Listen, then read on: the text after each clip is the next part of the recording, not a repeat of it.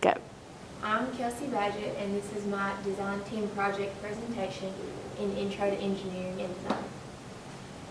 A timeline in a project is very important because it keeps the team working at the same pace and it makes sure that the project gets done.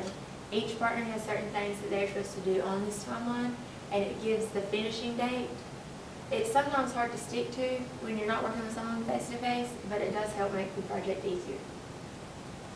The design team project was a project we had to work on with a partner using only electronics to communicate.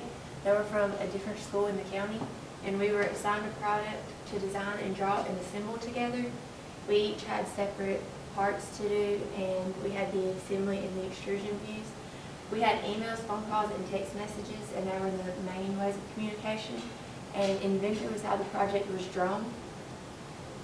My project, my partner and I, which was Anthony, we had the wooden mechanical toy as the product to complete. He chose this from a list that we had to choose from.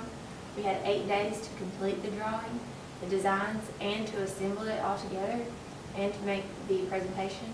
We designed a wooden box with a turning handle and wheels that moved little toy outs up and down. It was a mechanical toy because mechanical means moving parts, and it was wooden because all parts were wooden. Communication in this project was very important. It was hard keeping up with someone that was not working face to face with you. The only means of communication me and Anthony had was over email when we were at school, and when we were not always at school, we both had days when we were out. Also, conveying ideas successfully over email did not always work because it was easy to confuse things.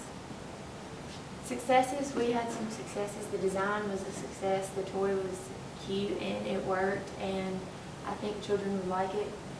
We did keep up with communication on days we were there, so we would work and communicate at the same time, which was really good. And we worked well together and agreed on ideas. We were both easy to get along with, and we liked each other's ideas.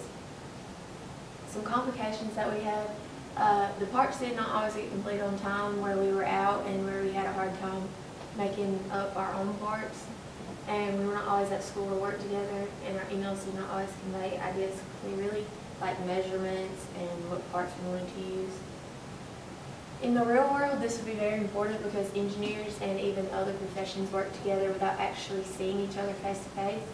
And working with people around the world may be difficult, but it opens ways to bring about new ideas and keep the world technologically advanced. In almost any job, you can find people that you will work with and not see them face to face because it would be hard to just work with certain people that you see every day.